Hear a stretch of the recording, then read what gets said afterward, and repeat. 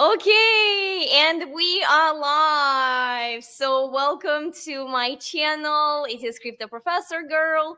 The channel is devoted to decentralized finance and cryptocurrency. And today I have a very special guest. Our special guest is Kryptonite from Drip to Wealth. And the floor is really yours.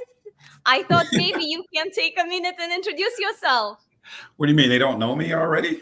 I'm not like a Uh-uh. celebrity or something. Jesus, no, I'm teasing. Well, my name is Kryptonite, and I've actually been in crypto for 2 years. 2 years would be in December, and my background is in finance, but my profession is I'm a full time real estate investor. So I actually buy and sell single family homes and um, multi unit properties, mostly flip them. I don't rent out a lot, I mostly flip them. And I also provide that service for property management companies. So these big old conglomerates that actually manage properties for people like CPG who don't want to receive the calls at like 3 a.m. in the morning, but they need the property to be maintained. So we'll come in and we'll do all types of work for them. So flooring, electrical, plumbing, painting, and carpentry work. And I've been doing that for 6 years since I left corporate America. So life has been good. Wasn't always that way, but life has been good. Yeah, yeah, yeah. And I've got a family, and which is what we're going to be talking about because I've got two daughters. Yeah, and we're going to be talking about how I coach them through finances, and they've stuck their toe into crypto and DeFi. So it's going to be interesting. Thank you so much for this brief introduction. So you are a financial professional. That's how I'm going to call you. I hope it's okay. Hey, that works for me. Yeah, okay. So you told us a little bit about your in real life uh businesses and what you're doing, like your real estate investor. I need to talk to you more about it. This is Yeah, I'm it's gonna very be smart. interested in that.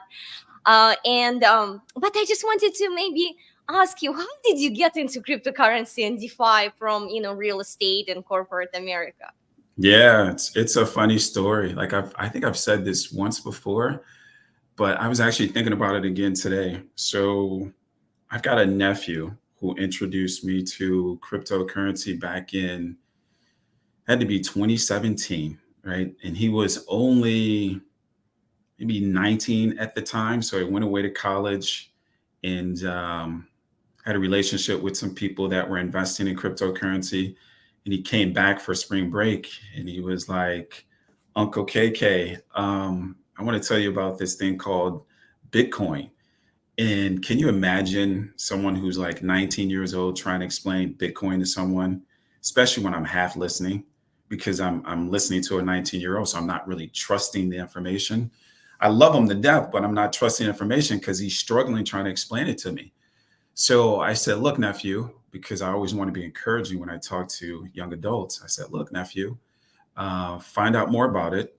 And it sounds like something you're really passionate about. So pursue it and find some money to invest in it. And I said, if it works out well for you, let me know and I'll try it.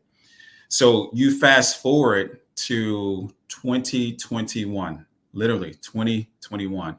He comes over and he wants to stay the weekend. And he was like, Uncle KK, have you seen Bitcoin? I was like, nephew, say less. Let's go. Because when he first introduced it to me, it was maybe $700. And then we revisited it Oh, and it was wow. over 20,000. So I was thinking to myself, I missed out on this massive opportunity.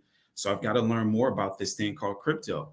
So for the weekend, CPG, literally for the weekend, we sat at either my kitchen table or this bar I've got set up in the kitchen. And we just went ham for crypto for literally no less than 10 hours a day for that entire weekend. And he got me into, at the time, um, really high risk degen plays because that's kind of where he was. So for me, if you and I are in DeFi, he's like a layer below that, like the super risky market cap of less than 10,000. And I was like, uh, okay, but that's all I knew. But him allowing me to get access and exposure to the space opened my eyes up to everything else in crypto.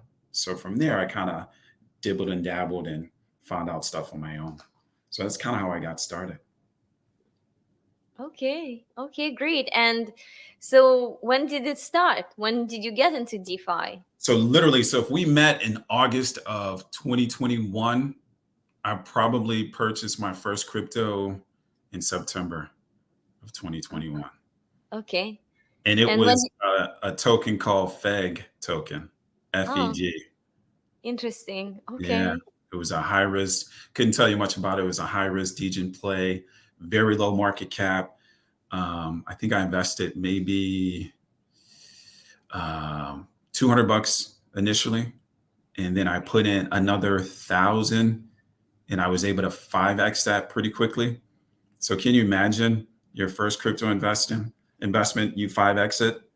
Life is good. Wow, that's Life great. is good. So I'm like, I need to learn more. So it was September of 2021. Okay, great. So you've been in the space in the DeFi for 2 years now. Yeah, 2 years. That's crazy. Yeah. I can't believe it. That went by quick. Wow.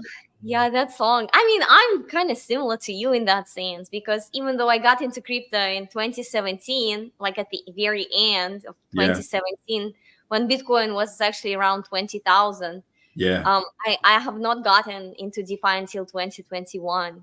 So, Oh, really? yeah, That's a big gap. yes, yeah.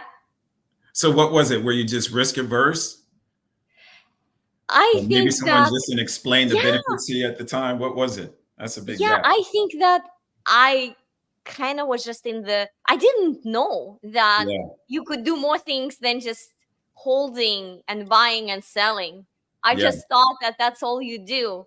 And I think I mentioned that on your live stream. I was just lucky that I ran across a newsletter that was explaining staking yeah, protocols, and that was like in February of 2021. And I started entering some, buying coins for certain staking protocols, and I entered some staking protocols in 2021, like February, March. yeah, And then I started reading more and more and more, and kind of ventured away from their recommendations and found my own.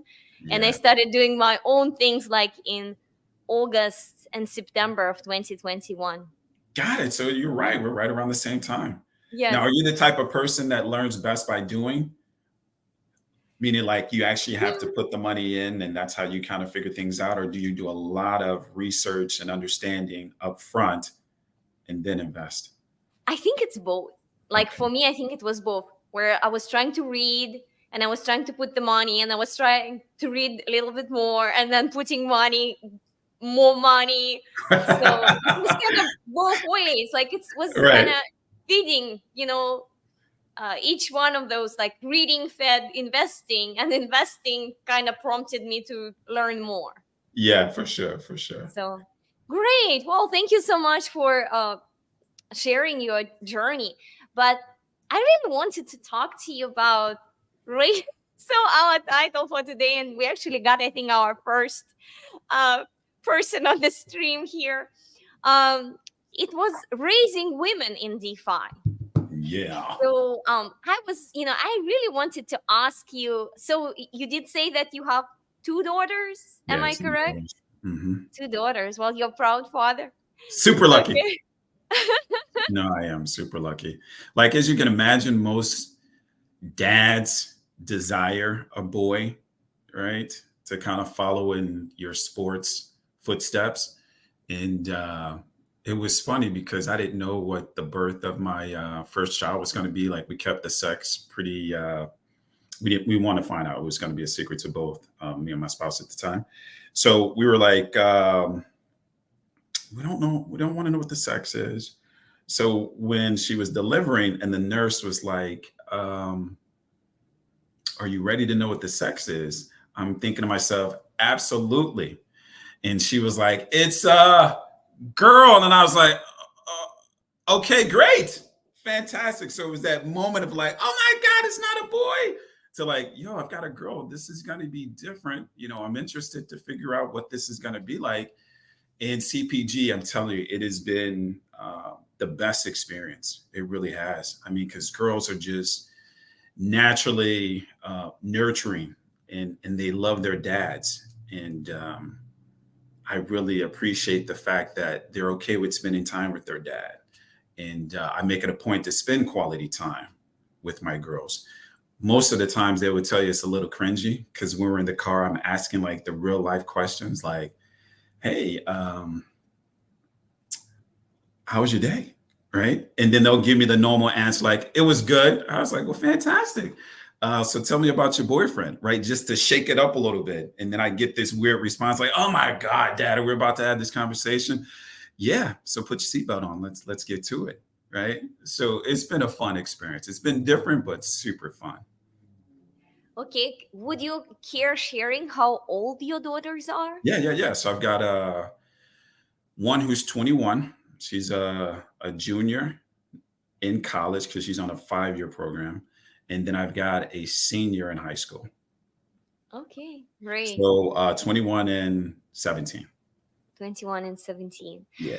So, um, you are coming to crypto as a financial professional. So you're coming from corporate America. Yeah. Should I assume that your job in corporate America was related to finances as well? You would be a very smart person. That's a great guess. Okay. So you had some sort of financial position in corporate America. Yes. Then you became a real estate investor as well, and then you ventured into crypto and DeFi. So Yeah. I was wondering, what lessons, given all these differing experiences that you have, like in many different aspects of finances, like what are you sharing with your girls, and like what important lessons you're giving them in terms of becoming both financially savvy and Yeah. financially savvy in crypto as well? Yeah, that's a good one, CPG. And in reality, it's just based on our age. I'm really taking my time with it, right? I just really am. I'm taking my time with it. And here's what I mean by that is I don't want to overwhelm them with all of this information because I'm mindful of the fact that they're in school right now and they're being lectured to for nearly 6 to 8 hours a day. So the last thing they want to do is sit across the kitchen table with their dad and then I lecture them on finances for like another hour, right? They're not signing up for that. Let's just be real honest. So what I do is I just do very small but very impactful things. Like the first thing I did when they both turned 16 was I gave them an allowance, but I refer to it as a paycheck, right? So most parents would give their kids an allowance that was relatively reasonable, right? Anywhere between, I don't know, I'll make up a number, 25 to like maybe $50 a week for food and entertainment. So their allowance was a bit higher than that. And people would ask me, man, why are you giving away such a high allowance? And I said, well, here's my thinking. It's money we're already spending on food, clothes, entertainment, incidental stuff. We're already spending it as parents, right? So what if I gave them that money in the form of allowance, AKA a paycheck every Friday, right? Now they're responsible for managing their money. So they start asking themselves really tough questions. So let's say they get $200 a week, right? They get $200 a week. Now I ask them to run to what's something I really like, Chick-fil-A. Hey, you know what? Can you pick Dad up Chick-fil-A with a milkshake? And so give me the number 8 in a milkshake. So when they go and get Dad the number 8 in a milkshake, they realize how much money it is, right? So they'll come home, they'll say, Dad, I just spent like $15 on your Chick-fil-A. So now they understand the value of money. Now they're able to associate like, wait a minute, If I had $100 and I spent 15, I only have $85 left. Maybe I don't want to eat out as much anymore. Right. So it forces them to kind of think along those lines. Right. So this is kind of how I'm managing my 17-year-old daughter. So she's really getting into it. Now, my 21-year-old daughter, she's been through this, right, for 5 years. So now we elevate it. So now she goes through a budget. So we literally have a weekly conversation every Wednesday on her budget. I said budget, but we don't call it a budget. It's really their profit and loss statement because I want them to really think about making money, right? Profits. And if I spend too much money, I'm losing. So I refer to it as profit and loss. So we come up with their monthly budget. So for her, it's rent, it's gas, it's food, it's entertainment, it's clothes, it's personal care. And every week she puts in her actual expenses. We have a conversation about what she overspends, where she's saving money, and then I let her lead the conversation. So now she's getting to the point where she can manage her money. And then part of that is also saving and investing, which we can get into later. But it's a very slow progress, step by step. Not like I'm gonna hit you with all this information and expect you to return it. Nah, man. We're gonna talk about it, introduce you to it. As you get more and more mature, we'll talk about different aspects of it. That's work for me. So this is kind of like general financial education that you're Yeah. doing. So you're giving them an allowance so that they have to, kind of manage and budget Yes. how they're going to manage their $200 a week. Are you doing anything with credit cards and learning and teaching Yeah. them and letting them learn about usage of credit? Yes. So the 21-year-old, so she had a credit card when she turned 18. So the same thing will happen with my 17-year-old daughter. Once she turns 18, she'll also get a credit card. But the credit card has to have me and her mom's name on it, right? Because we've got to be there as the safety net. Because if I think about my experience the first time I was in college and I filled out a credit card application, I was just happy to get the $300 because I needed the money at the time, right? I'm in college, not making a lot of money, but I need food, I need clothes, and I want to entertain myself, and we need money. So when you've got parents that are struggling and can't afford to send you money, the next best option is credit card.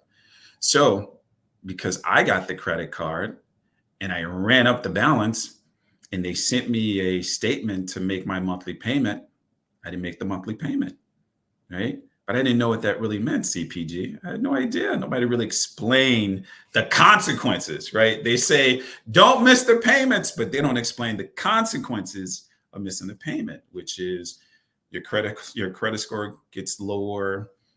When it's time to buy a house or a car, you get charged a higher interest rate. So now your payments are much, much higher. And even though this is not real, you kind of feel like you walk around with like this B on your chest, which represent like bad credit. You know what I mean? It's just weird. So I said, look, I don't want my daughter going through that experience until she really understands the entire aspect of credit cards. So let's at least give her one. So now she can go out, make her payments, or I'm sorry, make her purchases. And then at the end of the month, she'll get the statement. And now she's responsible for making payments for anything she purchased out of her account, right? So we go through that, not weekly, we go through that monthly, the credit card. Monthly. Yes, we go through that monthly because she doesn't use it that often. It's really a card for emergencies. Because right Okay. now she really should be using her money in her checking account. And the credit Okay. card, right? In theory, it's really used for emergency, something you really need and you can't quite afford right now, but you'll get the money in the next 30 to 60 days to kind of pay it off. If it's one of those things, use the credit card, right? So we're just slowly but surely introducing these aspects of finance to the kids without overwhelming them, right? Because I don't want it to be concepts. I want it to be practical applications. So when we go through it, it's like, oh, that's what they mean. Got it. Yeah. Great, great. So I want to follow up here a little bit. So I think you have really good program in terms of how to use both their checking account and how to use a line of credit. Um, but we titled our live today raising women in DeFi. So Yeah. I wanted to see, like, what are you doing with your girls in crypto? Are you educating them in any way on crypto? Are you telling them about DeFi? Are you telling them what you are doing? Like, do they know that you have this alter ego essentially that I'm a degen. I'm a responsible finance professional and a degen. yeah, Yes. Yes, yes, yes, yes, yes. Yeah, so they have an account in, so let me start. So they definitely have an investment accounts as well. So they have a long-term investment account through some brokerage. Then they have drip, because we're talking about crypto. They also have a Robinhood account with Bitcoin and ETH. No risky plays. So the only true DeFi play is drip. All they know is that dad has purchased Bitcoin and ETH. I contribute to it monthly, and they're not to touch it for whenever. I haven't come up with this time with a set time, but they're not to touch it until the money matures. So that's kind of what they know about crypto. They were more into crypto with drip specifically because that was something they could pull up every day, yeah, hydrate, compound, kind of see the balances going up and down. So that was fun to them. And when it continued to go down, they were less engaged. But that in itself is also a lesson, right, CPG? yes, That, investing, there is risk, right? There is high risk involved where you could lose most, if not all of your money if you don't make the right investment choices.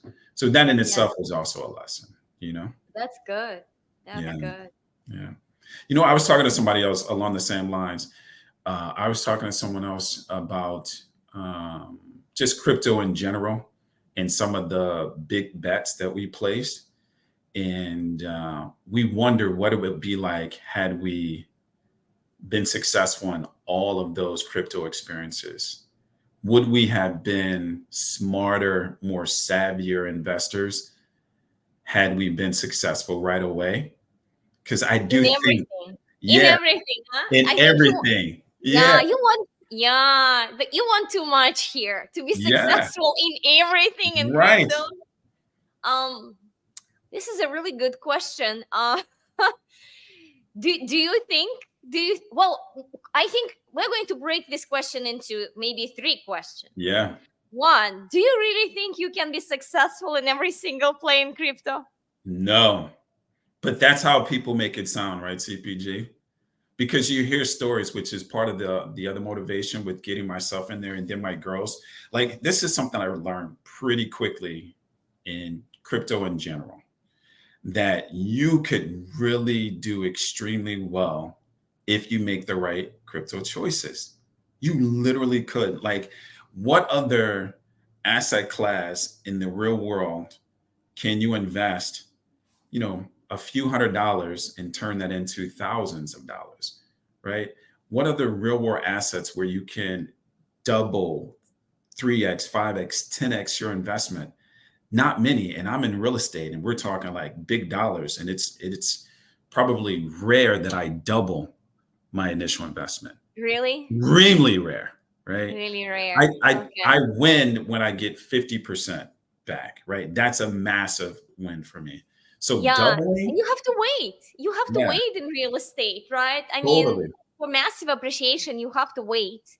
Yes. You know, like in 6 months or a year you can't just expect it to quadruple. You have to No. wait sometimes years, sometimes you have to wait 10 years to 15 years, 20 years for Yes. such numbers to occur. Yes. So for me, that's why I'm attracted to crypto. Like it has the ability to kind of make up for some financial mistakes in the real world if you place the right bets with the right cryptocurrencies.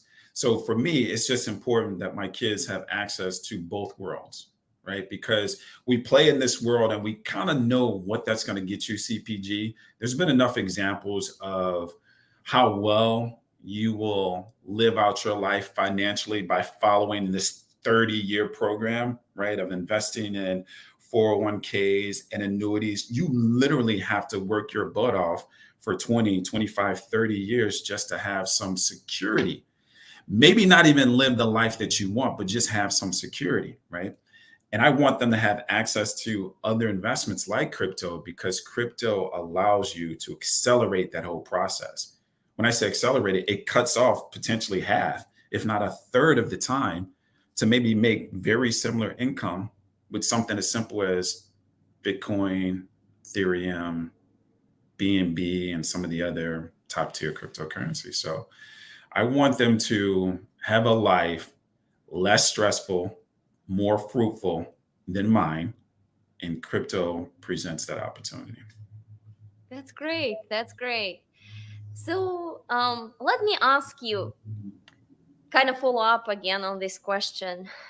Um, given that we talked about losses in crypto and DeFi, so we are looking at the both sides of the coin here, right? So one side of the coin is that there are there is a potential for massive gains where you can Yeah. maybe double your money, triple your money, maybe even 10x, maybe even 100x your money in Yeah. a short period of time, maybe weeks, maybe months, maybe 2 3 years. But there is another side, another ugly side of the coin, and that side is massive losses. Yeah. That happens too. Yeah, Right. that happens too. Mhm. Right. So like, had you invested maybe in a less risky asset, at least you wouldn't have lost your original investment, your Totally. original capital. But here we have potential to be wiped out. Totally. So what lessons are you talking about this with your girls, and how you're going to present that information to them, or maybe you Yeah. already tried to do Yeah. that? So not like this specific conversation, but to your point, what I really stress to them is investing in general. Like that is a huge part of their mix. Like we have this 70-20-10 conversation. And I just say it to them constantly 70-20-10, 70-20-10.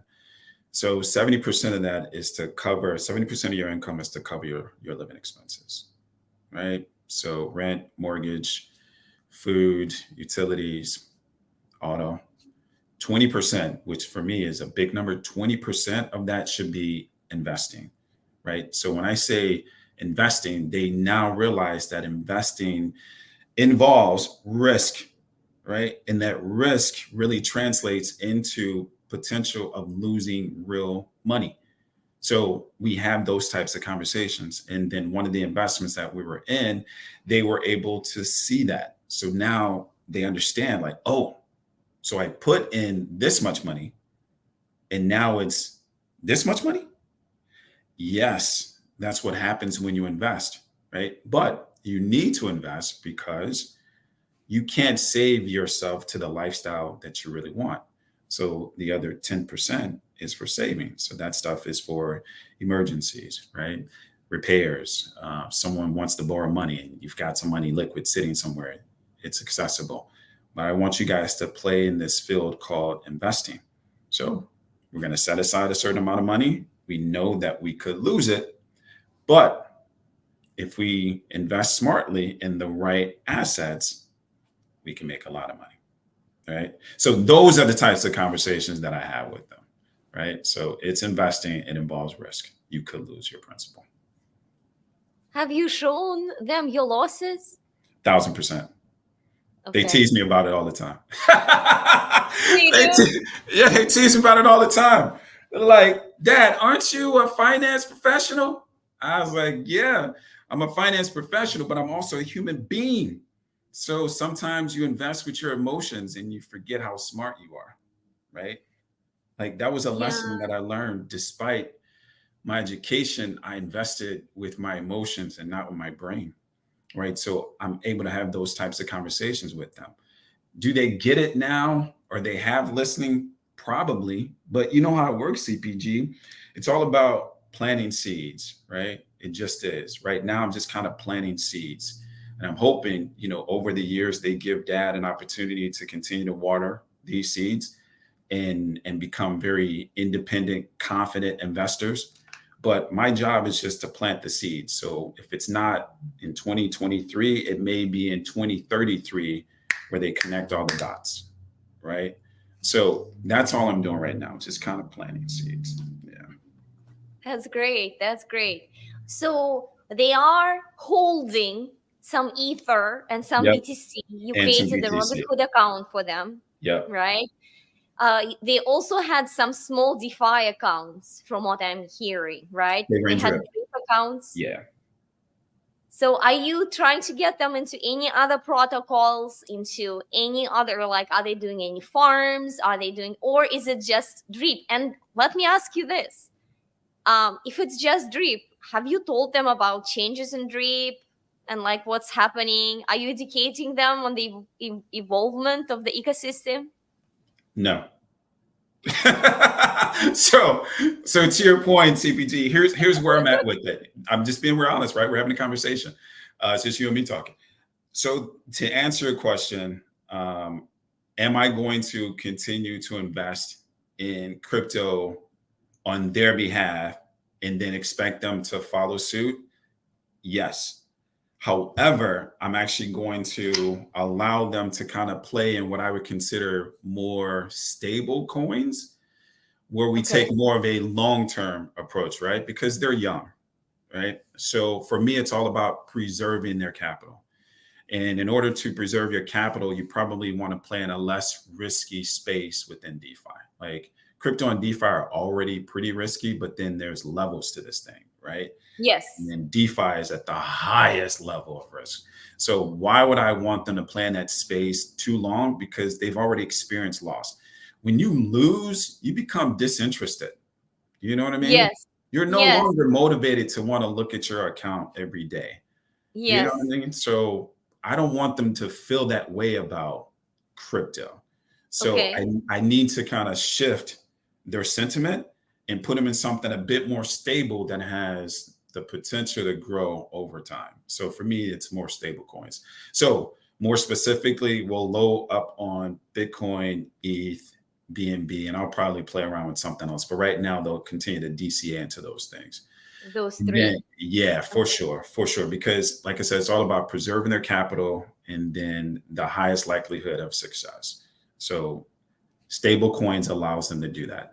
Will I expose them to maybe some layer ones, two, and some DeFi's? Maybe over time, right? Okay. Maybe over time, but there's no need for that right now. Yeah, Okay. yeah, So you are taking somewhat conservative, I would say, 1000%. somewhat conservative approach with their crypto investment. Yeah, with their money for sure. With their Okay. money for sure. Yeah. Yeah, yeah, yeah. I just like I said, it's just important that they understand some loss because we've experienced that. Now I just want to flip it and give them something to be excited about when they think about crypto. Right. I don't want them to be what's the right word? I don't want them to be I don't know what the word I'm searching for is. I don't want them to be turned off, for lack of a better word, by crypto because they haven't made any money. You know what I mean? Okay. Yeah. Okay. But let me ask you, how long you've been investing on their behalf, with crypto specifically? If I got in trip in September, December, they had an account in March of 2022. Okay. Yeah, so they've been in crypto since March of 2022. Okay. It was drip first and then BTC and ETH, which is unbelievable. Yeah, they had a drip account before they had BTC and ETH. Yeah. Okay. Well, it's tough, I think, to Yeah. educate young adults. I would call them young adults, teens and young adults. I think it's tough to educate them. Yeah. And I can relate with you on the losses part, where the losses are, it's difficult to keep them engaged, because I have Totally. somewhat similar story to your daughters. Because my son, I got him into drip in September of 2021, and I put only one BNB in there. Mm. Only one BNB I put for him. And he, once he saw it's growing, like December, January, February, March, he withdrew multiple BNB from his account. He took the money out, CPG. Yes, he took so many BNBs out. Right. And I was, at some point, I was, like, uh, I started to feel guilty and started thinking like, and my son is similar age to your daughters.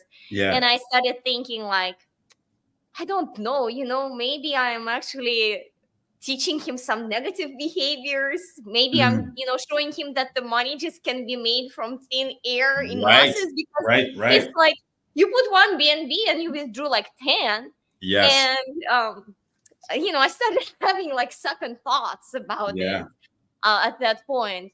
But as he told a lot, and as the talking was going down, he's like, I'll hydrate here and there. And I told him what happened eventually with the changes in the protocol, and he's like, well, it's okay, I withdrew. I It, withdrew a lot. yep. So I don't care at this point. But it kind of, I think, maybe exposure to that specific protocol kind of put him off a little bit, because we used to have very lengthy conversations with him, and he used to accuse me uh, that I am short-sighted. That he Mm. kept telling me 2 years ago. He said, I'm gonna bet the token is gonna go to zero.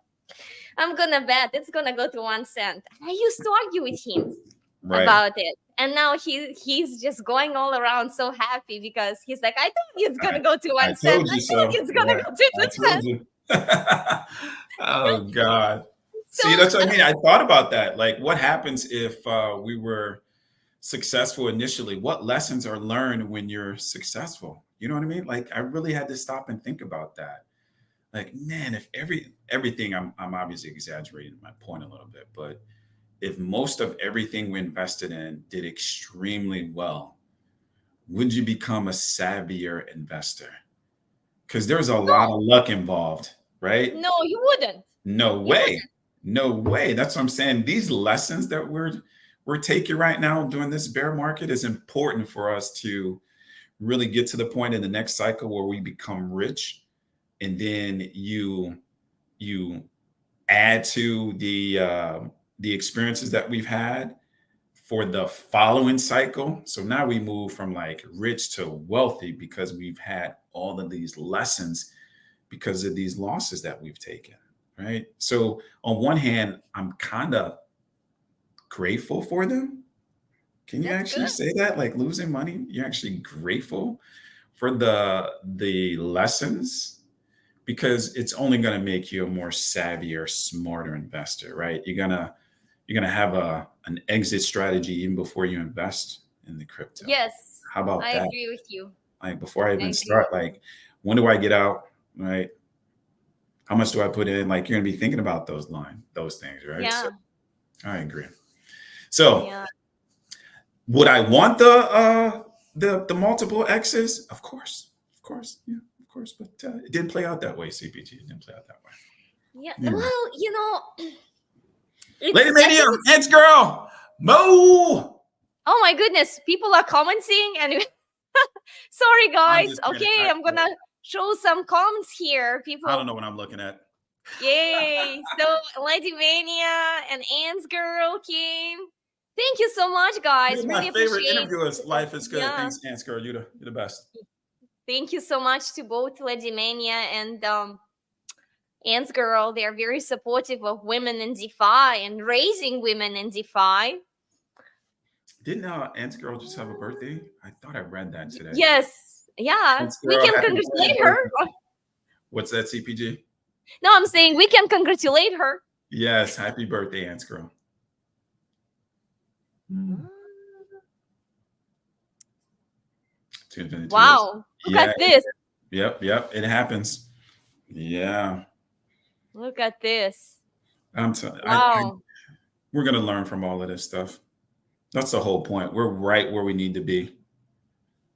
Mhm. And she's saying that now she's a white paper geek. Maybe that's what should be taught to children. I know I think it's a very different generation, and they would rather watch like a shorter YouTube clip For sure. than reading a white paper. But I think maybe also showing them that, hey, you got to read the white paper before. Yes, you can watch all the YouTube videos, but they really understand the protocol that you are getting in. Yeah, Read. you got to read CPG. I agree. And I took it just the opposite. Oh gosh. Like the way that I learn best personally is through practical application. Like I got to be hitting buttons, and if it involves investing money, I've got to put a little bit of money in there and figure it out, and then I'll follow up and kind of read the white papers to kind of connect all the dots. I'm a doer. That's how I learn. Yeah. Yeah. Ant's girl has an advice for you here, for your Get daughter. those girls in some elephant. She ain't wrong. No, Ant's girl, you're right about that. So, dad has an elephant position. I think you know that. So that's not a bad idea to get them in some elephant. Maybe I will. I think that's a great idea. Lady Yeah. Ooh, Mania is Lady agreeing Mania, and same thing. agreeing. Yeah. No, I mean it's a good feeling when you wake up and look at that chart and it's up 1 to 2% every single day. It's an amazing feeling.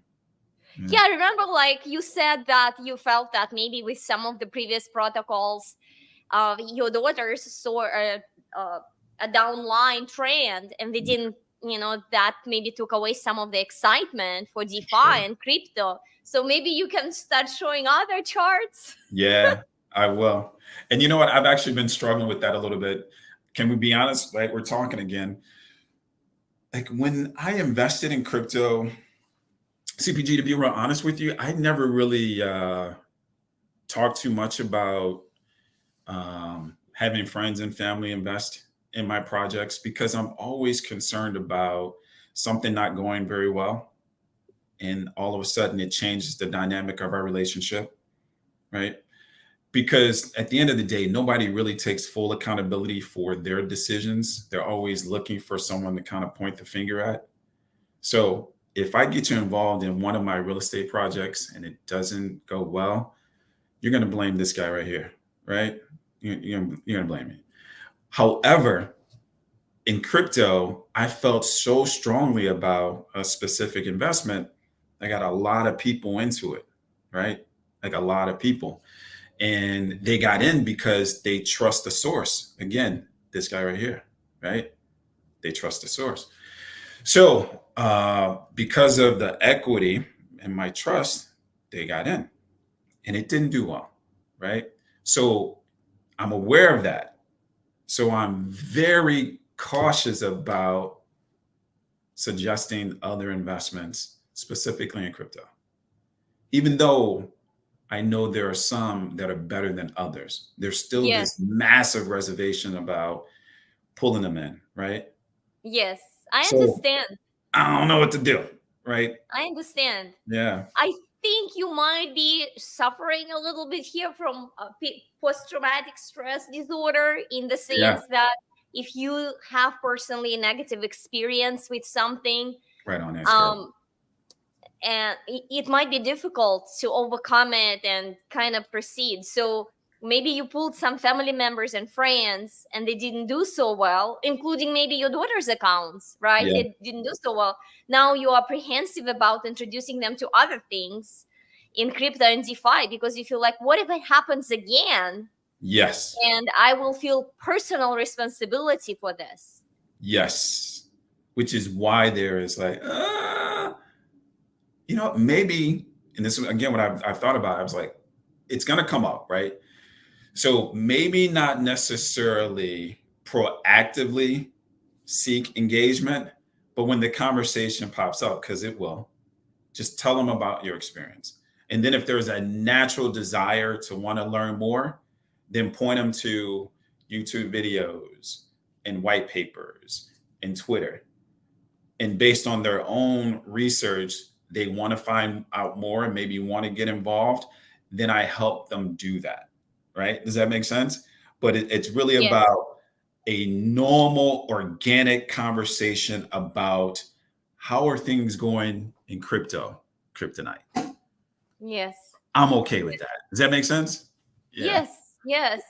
I think that Ant's girl made a really good comment here is that I think it's also okay to teach them that we are early in this space and that Yes. sometimes ideas don't always work out the way intended and projects aren't always as sustainable as once hoped. So, like, both you and I might remember that some of the early calculators, like Kelly's calculators, they actually factored in 6 years. And I mean, I Yeah, yeah, understand. yeah, yeah. Yes, they were 6 year Yeah. calculators. Uh-huh. Remember? I do. I So, do. like which made, and I'm not holding Kelly responsible for that at all, but I Yeah. think it was kind of like commonly shared sentiment that it is possible for the project to exist the way it is for 6 years. And Right. now it's going to be changed within maybe, I don't know, 5 days, 10 days. It's not going to be the same anymore. Yeah. It's all going to be altered. You can't, and the trajectory of the token also is not the one that we expected. So I think, yeah, I do feel like that we are in sort of like wild west of Yeah. investment. I don't know, maybe, as a financial professional, I don't know, is it like stock market of 19th century or whatever, stock market of 18th century, something like that? It reminds me of like penny stocks, like super speculative stocks that do a really good job of marketing and promoting a vision, but no proven track record, right? There's no historical financial statements. You don't really know the management team. It's really all of this hype associated with it. And based on your emotions, you kind of buy into it and decide to invest a little bit of money. Like that's crypto, right? But to Ant's girl's point, I'm not going anywhere. I'm always going to be an advocate for crypto in the space because I really do believe that there is a long term roadmap for crypto. And if you really want to have a true, like a real possibility of changing your financial future, crypto's got to be a part of your portfolio. It just has to be, right? It just has to be. So Ant Scroll is spot on. And it goes back to what we were saying, right? Let me intended in projects on always sustainable. Yep. So it goes back to the beauty of crypto. Like this thing teaches you a lot of lessons.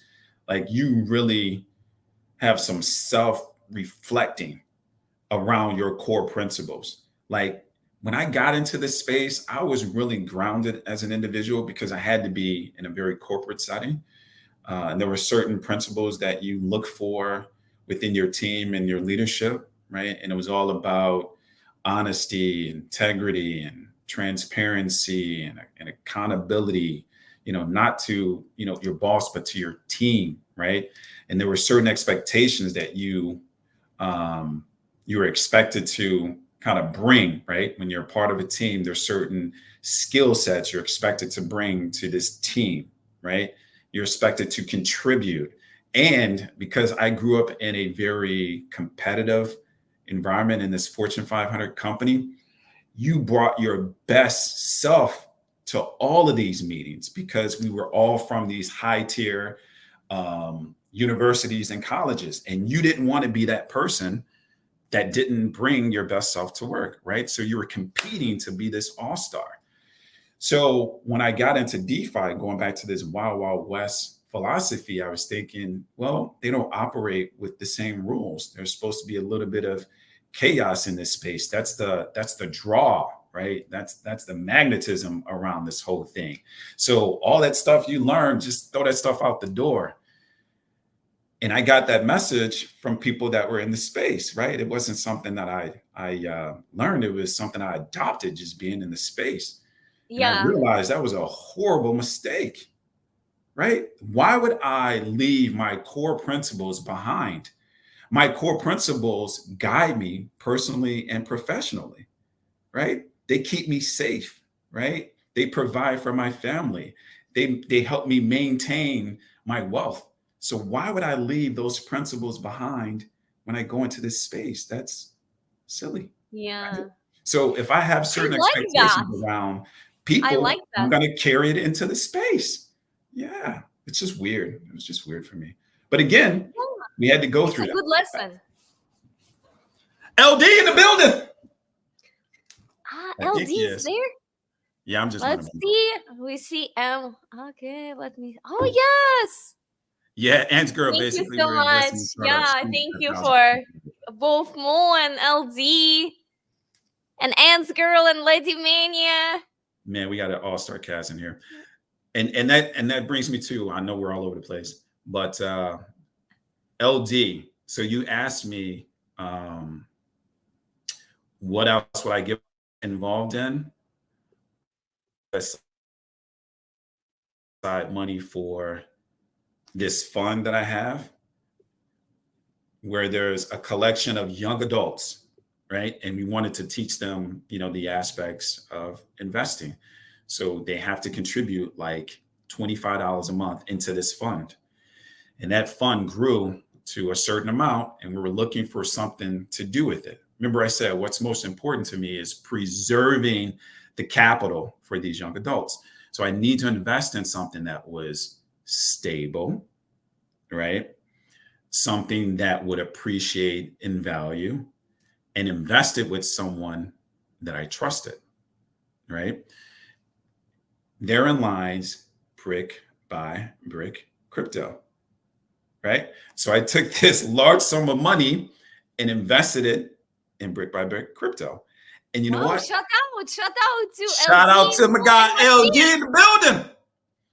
And I don't have to worry about that thing, CPG. I set it and forget it. I don't have to go back, hit any buttons to compound it, none of that, right? I just know it's there, and I just check back on how many days before it matures, but I know it's going to be there. And guess what, CPG? When it matures and I'm able to collect the principal plus my interest, can you imagine the conversation I'm going to have with these young adults when they see that they've earned real money? It's going to be yeah. a very easy conversation to have, both men and women. Yes, I love it. I really appreciate that you brought brick by brick crypto, and I really love what these guys are doing, because I think, I wouldn't say I don't really have any kind of economics or financial training like yourself, but I've been trying to kind of read and understand the modern money theory, and how is it, the companies that are publicly traded versus companies that are not publicly trading, like what their stock value, what does it really represent? And when you get into other more complex products like futures, like Yeah, options, it's getting even more difficult to understand, like what, totally. like, like sometimes I have those conversations with my son, and we are sometimes, like battling, because he argues that a lot of the modern financial instruments are what he called are based on thin air. Mm, So, including some stocks and futures and options. yeah, We have these arguments, and I think the same argument can be applied to maybe not all, but some crypto projects. Like, what are they standing for? What totally. is the backing? Like, Totally. is it just thin air? Is it just belief that's being Hmm. sold to people Yeah, that something is gonna go up? It's like we are selling dreams, or we are selling beliefs, like there is nothing behind. So, you totally. know, um, Mo is here and DeFi are here, and I appreciate that those guys have come. Yeah, I Ansgar have, said it earlier. It's startups. It really is startups. Think about it. It's yes, a concept that they're doing an exceptional job of kind of selling in their vision, right? And if you think about like Shark Tank, which would be a really good example, they deal with startups, right? But they deal with startups that have generated revenue. So it's really a proven concept, right? Before they decide to invest a significant amount of money, right? A yes, significant amount of money. Now, there's not to say, because again, we're degens, that's why we're in the space. Is it okay to invest in a cryptocurrency concept, idea, vision? Yes. Yes, right? However, how much really becomes the question, right? How much really becomes the question. When you think about things that don't necessarily have a proof of concept, then you shouldn't be investing a significant amount of money, right? We're talking about, maybe, if I had to think about it, how much do you spend on a night of dinner?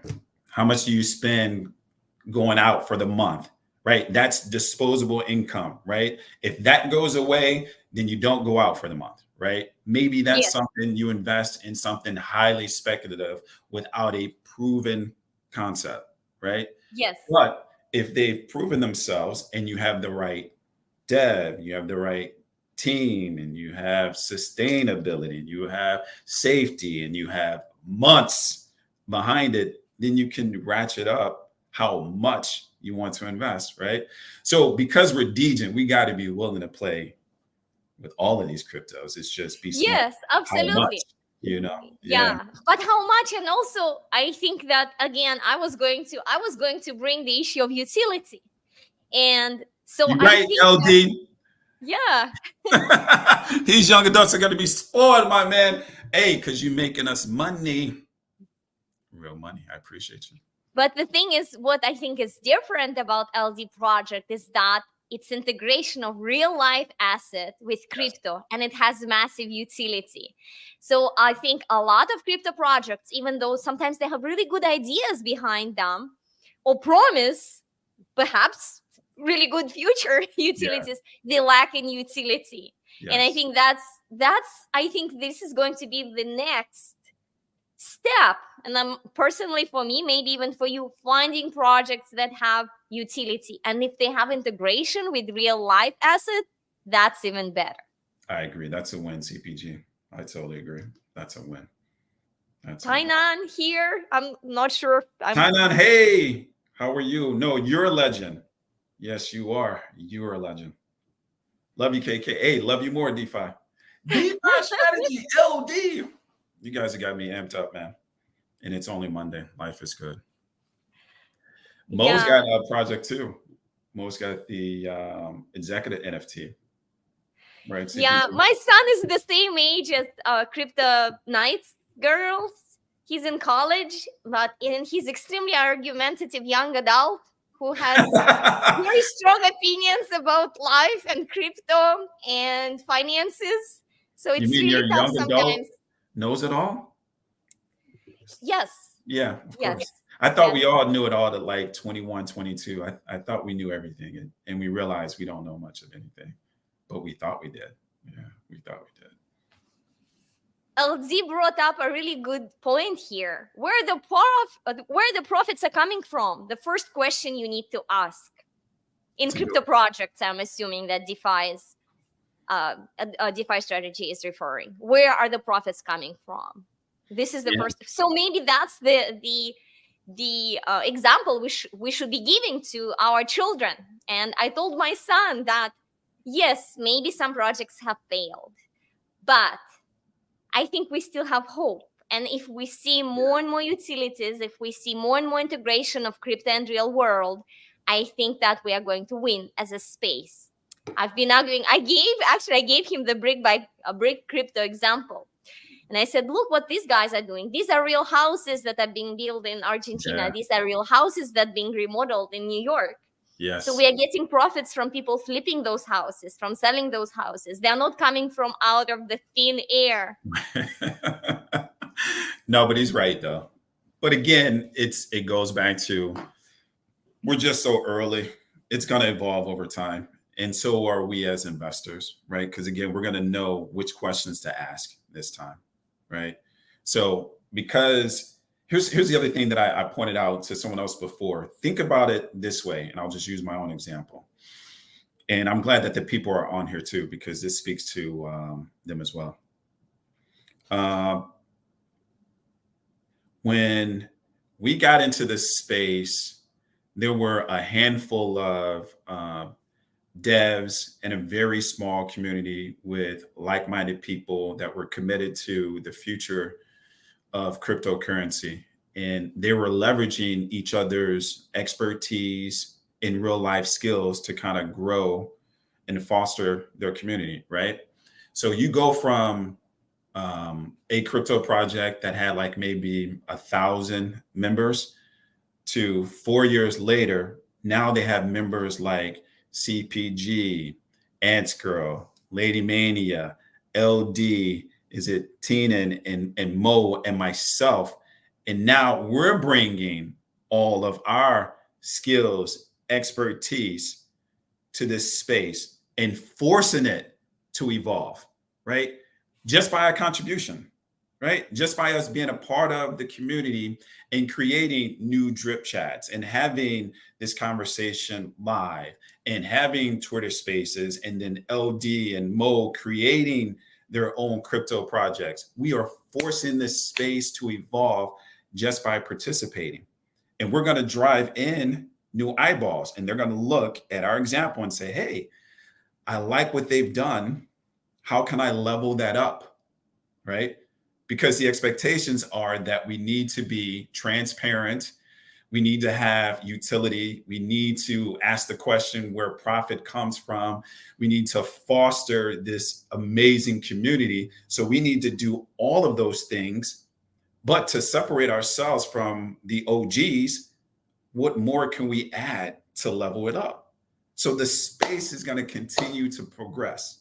It just has to, right? Because it's not going to go away. So that makes me excited about we're in the right place at the right time. If we hang in there, we're going to make a ton of money. So, I really appreciate this message. Thank you. That was really eloquent. oh, CPG, are you trying to make my head big? Huh? What you trying to do? Trying to make me get a big head? No, I'm serious. No. No, I practice appreciation. Hey, right on, right on. What is Ants Girl saying? Risk capital is the biggest lesson. Oh, I missed it. Risk capital is the biggest lesson. I'm very thankful for my husband drilling that into my head. Mhm. Yes, I agree, Ants Girl. I totally agree. And nobody really knows what that is. If you really think about what is risk capital, Yeah. I want to ask Well, Ants Girl that. Can you reply, Ants Girl, or whoever in the comments? What do you guys think risk capital is? And I'm gonna play like the game of Wheel of Fortune, if you've all seen it. Like when you get to the end and you're the champion, when you compete against the other competitors, and you go to the winner circle, I think it's called, and you got to guess the word on the wall, and they give you certain letters. They're like, we're gonna give you R, S, T, N, and E. So say something else. So I'm going to go back to my question. What do you think risk capital is? And don't say money you can afford to lose. If it's not that, what is it? So Ants Girl says Starbucks, which is like less than $6 or something like that. But if you were to say it to somebody, what is risk capital? Like for me, my example was I say to people, it's a night out. If you spend about $100 on a night out having dinner, then maybe that's risk capital to you, right? And if you want to be a little more risky, then you say, for the month, if I spend $100 dining out and I do that once a week, then for the month, I can afford to risk $400 because that's money I would have thrown away, I would have consumed in the form of entertainment. And cryptocurrency could be a form of entertainment. Take to the casino that money you wouldn't miss if you lost it. But if you win, it could change your wealth. There it is, CPG. LD, I see you. Now, LD, he can afford to take 10,000 to the casino, but that's LD. Risk capital. Look at Mo's response. Money I'm ready to get rid of for $6. What? Risk capital is money I'm ready to get rid of for that. Oh, okay. I see what you mean. Mo. Okay. I can see that. Money is ready to get rid of for 6 months. I got you. $6 a day, 365. Ooh. That's the Starbucks, right? Yes. There you go, Ants Girl. Yep. And then for the month, 6 times 30, 180. There you go. Yep. It's yeah, that's your statement about $10,000, I think. Yeah, for sure.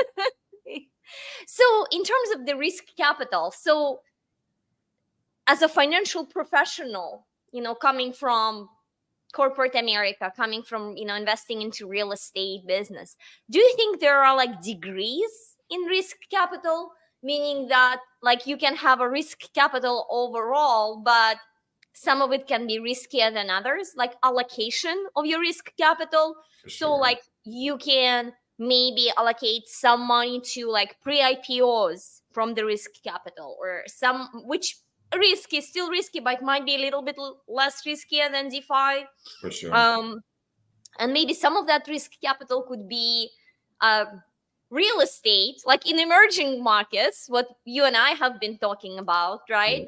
Yeah. um, some of it maybe could be a Degen plays in crypto. Some of it could be maybe like a stock of some new company that just gone IPO recently.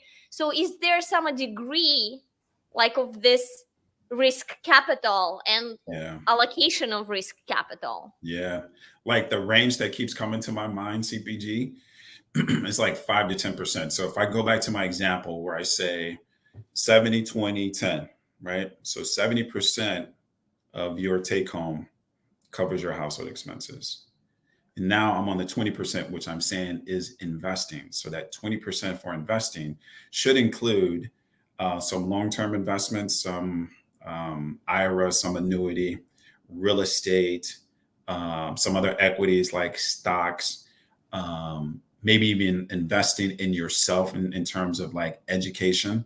So I'm saying of that 20%, right, of your take home, I would say you could potentially, depending on your risk tolerance, allocate 5 to 10% of that 20%, right? So let's say that the 20% of your take home is $1,000, just to make the math right, right? So 5 to 10% of that is anywhere between 50 and $100, where you can play with these degen, very extremely high risk plays and not feel too bad about missing, right? Because the bulk of your investment is still preserved in safer plays, right? Did I answer the Yeah. question? I just want to make sure. Yeah, yeah, yeah. Yeah, I think so. Perfect. I think you did. Perfect. So you talk about those things with your girls in Mhm. terms of allocation of risk capital. I like that. I like that answer, girl. Yeah, that's dope. Kryptonite, Hmm. do you talk about the risk allocation with your women that are growing up with father in No, DeFi? No? not yet, CPG, but we will start to have those types of conversations. Yeah. So right now, we really started to get into the investing phase of things. And Okay. I just selected right now, I selected for them the three assets. And now, as we start to spend more time in it, so like when my daughter comes home from the summer, we're probably going to have a more involved conversation about investing and then different levels of risk and different types of investing, but not quite yet. So I don't want to make it up. Exactly. You cannot save yourself to retirement. Savings will not get you to retirement, LD. I agree. Only thing that should be in your savings is 3 months worth of wages. I agree. And people say anywhere between like 3 and 6 months, but that's a good rule of thumb, LD. 3 to 6 months. Hey, Kryptonite, how do you feel like if somebody kept their savings in crypto? Ooh, like what type of crypto you mean?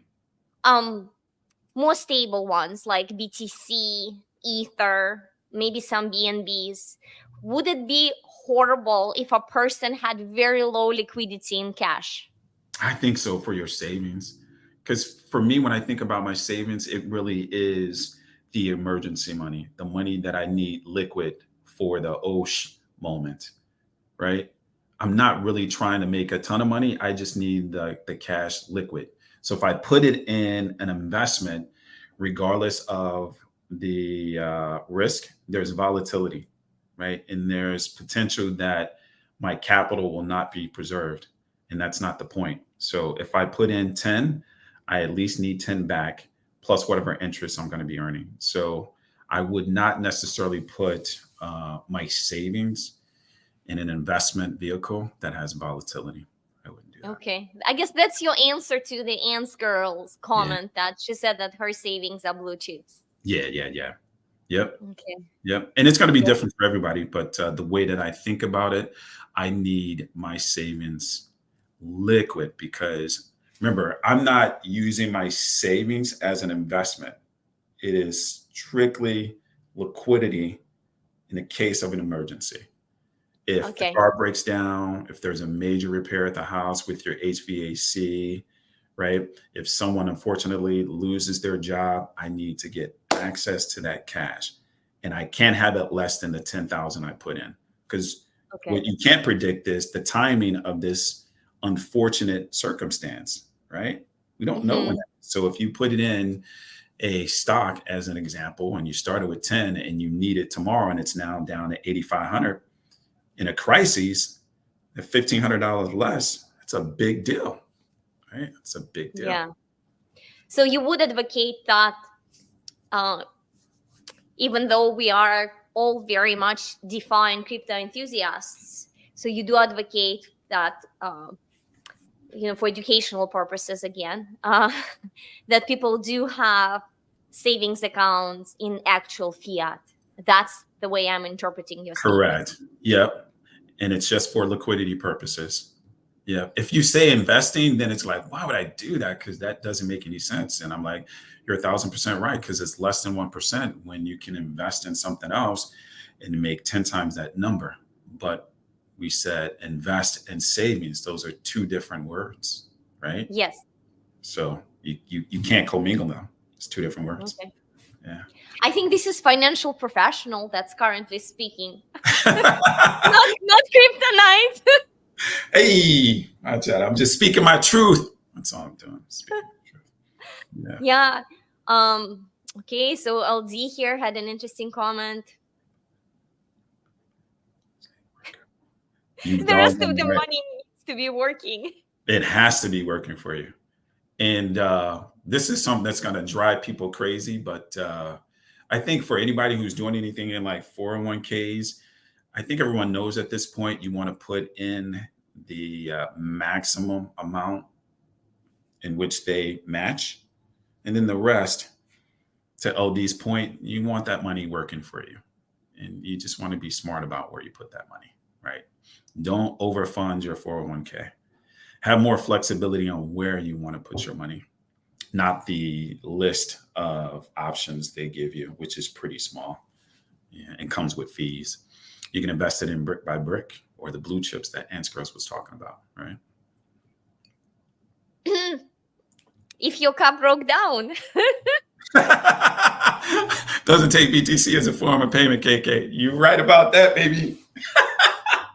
They take USD dollar signs or that plastic credit card. Which is interesting. I think we are seeing a worldwide movement where more and more countries are actually opening up to payments in crypto. So, I mean, we're seeing some stuff in El Salvador, United Arab Emirates, but I think it's really expanding. I mean, I Yeah, don't know whether or not it's going to happen soon enough, true. but I think at some point it will, I agree. where you can go to Amazon and buy. I mean, there are still avenues even now, right? There are some, and I'm forgetting the name, but there are some ways where you can buy like Amazon gift card with crypto or something like that, right? But I think there might be a future where you would be able to use like maybe stable coins like USDT or Yeah. USDC, or the new PayPal coin that they launched, which I hear is problematic in some ways. But so maybe at some point we would be able to actually use crypto to make payments to car mechanics if the car is broken down. I agree, CPG. I mean, I think so. I mean, we're already dealing in digital currency anyway, right? When we think about credit cards and ACHs and things like that, I mean, aren't we already doing that? So the natural progression would be how do we then fit cryptocurrency into our existing infrastructure? It's coming. Yeah, it's coming. So as a financial professional, so you deal also with real estate and stuff. Like I've Mm, been thinking, like, when would real estate transactions in the US mm, happen in crypto? mm. Do you have any insights on that? You know, I read an article maybe 3 years ago where someone purchased their first real estate property in BTC in California, and I was stunned by that. But since then, I haven't heard much about those types of transactions. So, is it possible? Yeah. I just don't know how soon we'll get there, CPG. I really don't. I just don't know how soon we'll get there. But it's So it's possible. Yeah. so it's possible, but do you see a future where actually uh, uh, it would be just as like a form of payment that's very Yeah. acceptable? I think so, CPG. Especially even if it's not in BTC, it's still USDT, Yes. USDC. Yeah, Yeah. absolutely. Totally. Maybe in Because stable again, we're coins. already dealing in digital currency. We're just adding a new twist to it, calling this thing called cryptocurrency. We're still Yes. dealing in digital currency. Yeah, they're going to build it in. Yeah. So maybe all that BNB you are getting from animal farm Yeah. rape, Yeah. elephant money, Hey. Hey. maybe. Yeah, it's coming. It's coming, CPG. It's coming. Remember, I said we're evolving. You're getting more and more smart people into this space. It's absolutely going to happen. Credit So cards. Credit cards. DeFi strategy had something to add The first to crypto credit digital card money. on my store that allows you. Exactly, LD. So LD is essentially validating what we're speculating on, that it's going to happen. I agree with you, LD. It is flat out going to happen. We just don't know the timing in which it's going to happen. We still got to fight with the big financial institutions, right? Because if we cut out the middleman, they don't have any revenue, right? Because their revenues are generated by fees. So they're going to be fighting us tooth and nail, right? They're going to be fighting us tooth and nail. So they're not going to give up their space as fast, but they'll come around. You know, I wonder if there is maybe a future scenario where maybe DeFi and crypto got integrated with traditional finance. So I've been reading about this company. I actually explored taking a loan with them. It's called Milo, Milo, and I think they're based in Florida. And what they are doing, they actually been around for several years now, maybe 2017, 2018.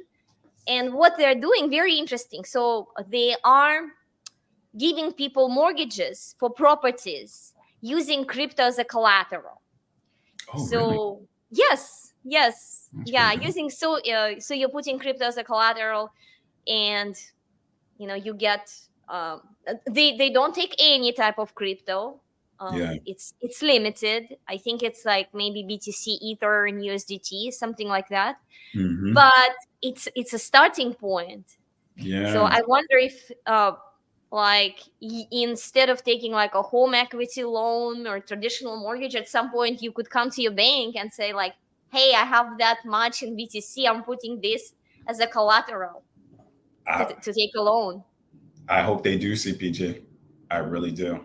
I hope they do. They're going to evolve. I keep going back to like the how they're going to do it, when they're going to do it. I don't have a clear roadmap for that. I just know it's going to happen, right?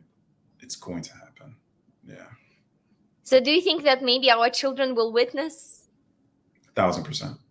Okay. Uh, Hopefully ourselves too, right? 1,000%, because crypto doesn't look the same as it did 15 years ago, and that's not a long time. Think about it. 15 years. It's not a lifetime. It's not like decades like fiat. That's only 15 years, and we've come such a long way. We're at the last bull cycle, weren't we 2.5 trillion, almost 3 trillion in 15 years? We'll probably go close to like 5, 6 during the next one in 15 years. Yeah, they're coming. Hmm. So you're very optimistic. I I think you're am very CPG. optimistic. Yeah, I am, because here's what I appreciate about crypto is it levels the playing field. in some regard, because you don't need a significant amount of money to get started. In a lot of cases in traditional finance, you need a minimum of $250 to be considered like a serious investor, for people just to spend time opening an account for you.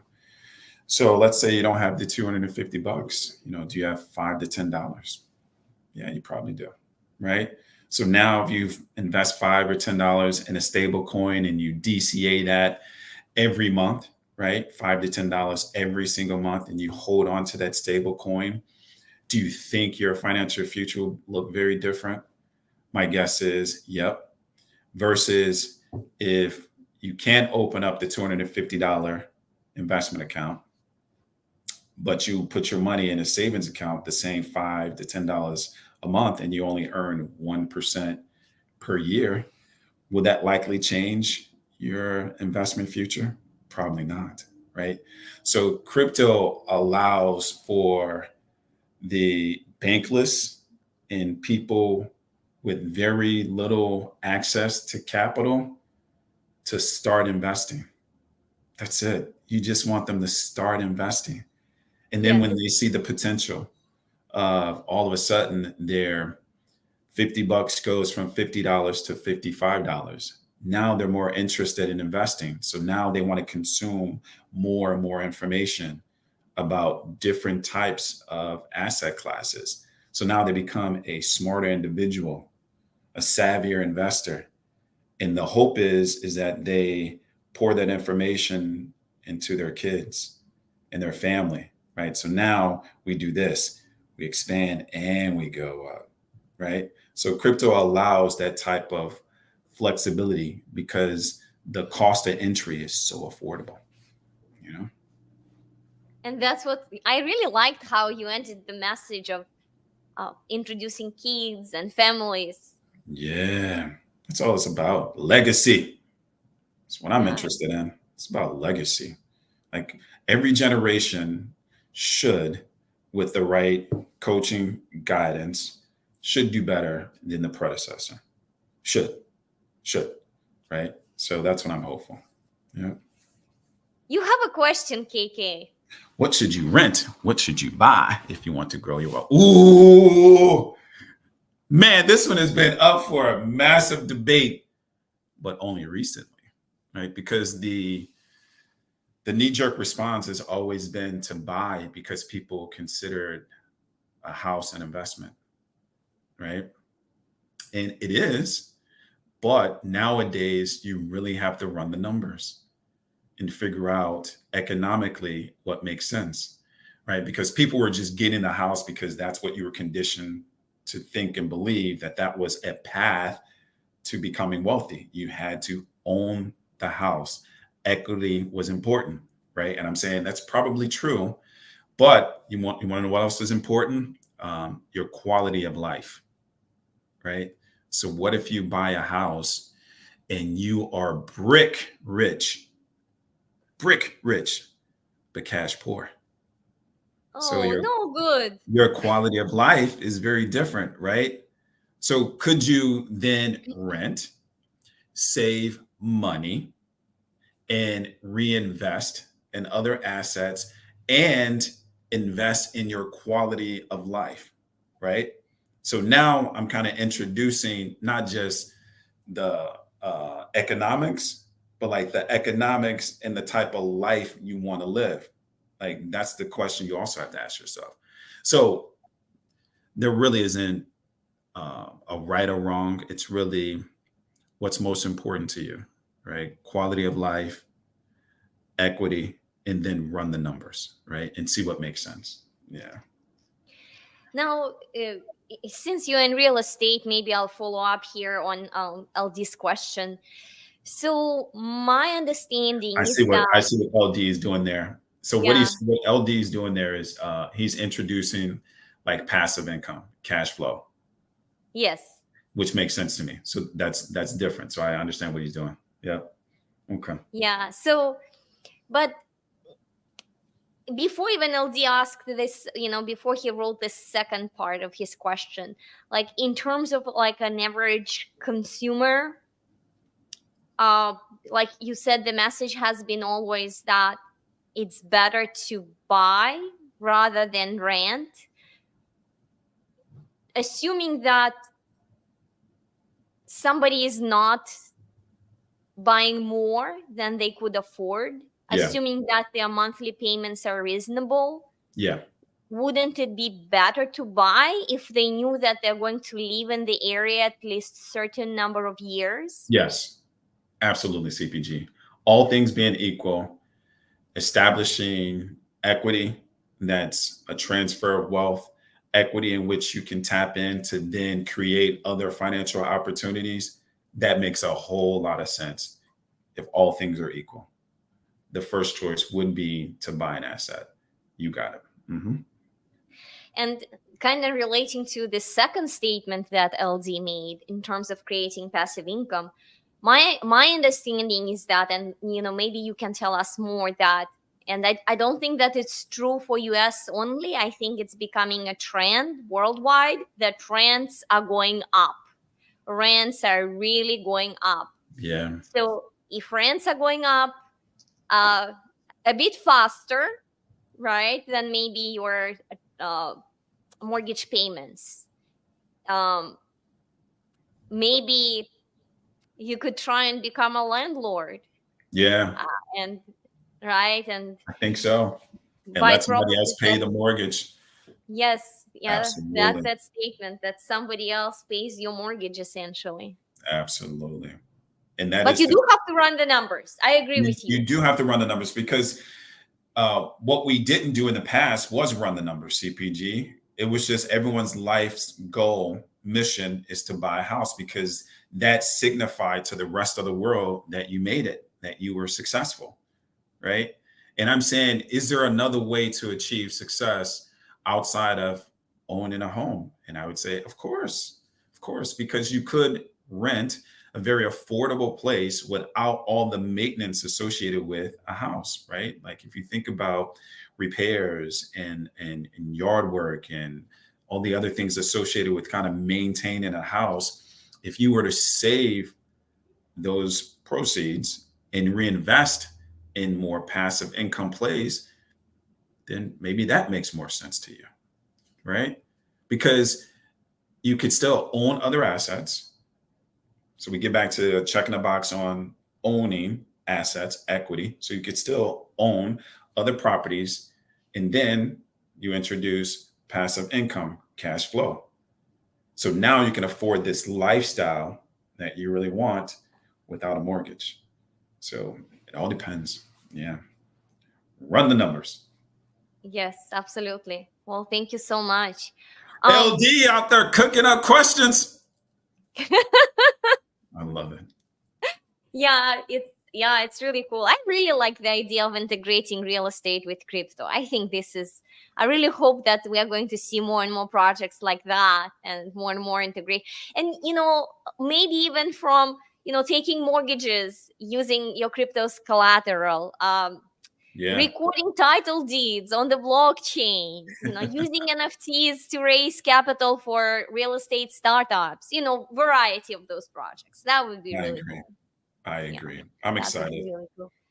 I agree. Yes, I think that LZ is continuing to with questions.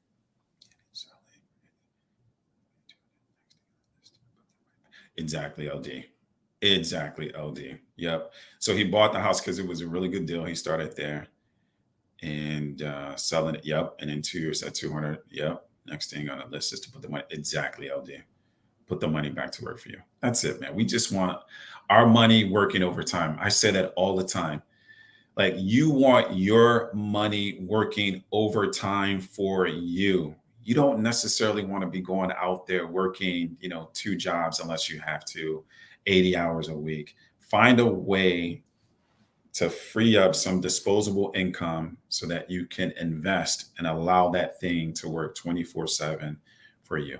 That is true freedom. It really is. Yeah. Yeah, but Kryptonite, let's be honest. Is Yep. there such a true thing as like true passive income Not at completely? all. Because I'm having doubts about this. So I'm gonna No, ask you. So with our traditional traditional crypto deck in place, that's definitely not passive, right? no, The it is not. amount of I don't know about the passivity of that. No, No, no, no, no, it's not passive, right? It's no. not like, maybe like buying a Bitcoin and holding it for 10 years and then selling, Maybe, maybe that's somewhat passive. maybe. But Yeah, um, whatever is happening right now, the way that the space is, you and I, we like spend many, many hours every week yes, reading Twitter, reading Telegram, going on yes, Discord, watching other people's YouTubes, reading white yes. papers, learning about, all these things that are in the space. It's like, it's absolutely not passive, like It is interacting not. with protocols, like hour day or maybe even 2 hours. Like, that's no passive. I'm sorry. I It don't is not know. CPG. It is not. It is not. We Right. put in easily, if we were to stop and think about it, over 20 hours a week. Over 20 hours a week. I believe it. It's not passive. Same thing with real estate. Even if you got a property management company, they save you time, but there's still Yes. conversations you need to have, right? Oh my So goodness. Yes, none of it's really it's passive. it's not. People think it's Mhm. absolutely passive, but it's not. Like Yeah. I've been sending like hundreds of messages to my management company Yeah. within the past 2 weeks, trying to figure out like, oh, we want you guys to buy this and this. Let's figure out like what sign we should put on your parking spot. Yes. Let's figure out this and this. Do you want Yeah. new pictures taken of your properties? So it's not like I'm Nope. just sitting there doing nothing. Like, No. especially maybe in the beginning as you set up your properties with management companies, but it's not like 100% passive that, yeah, like you do nothing. You're just No. not present and the money just keeps falling on you. No. That's not like that. No. And that's what they tell you on those infomercials on TV and on YouTube. But it's just a form of advertising to get you to buy their product. But anyone who's been in the space, crypto and real estate, we all realize it's not passive. The reality Yes, is it's cash flow, right?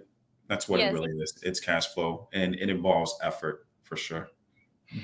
I will tell you, like I just finished process of buying three different condominium units, and like I created folders for each of the units, and there are Mhm. like now hundreds of documents in each of the folders. Only And hundreds of yes, documents. yeah, I mean seriously, Absolutely. like, Yes. yeah, it's like, no, it's not. Like from the point of, looking for a property to the point of buying to the point of finding people who are going to manage it, it's like, this is not passive. Like I didn't notice, like, and this weekend I went to look at the unit, and like we found that cleaning company did not clean some items, that so we had Absolutely. to clean them. It's not like No, you sit and you do nothing.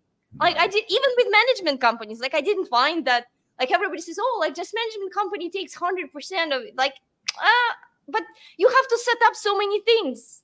Like it's Absolutely. not. And it's tough to find a really good management company because you got to trust them.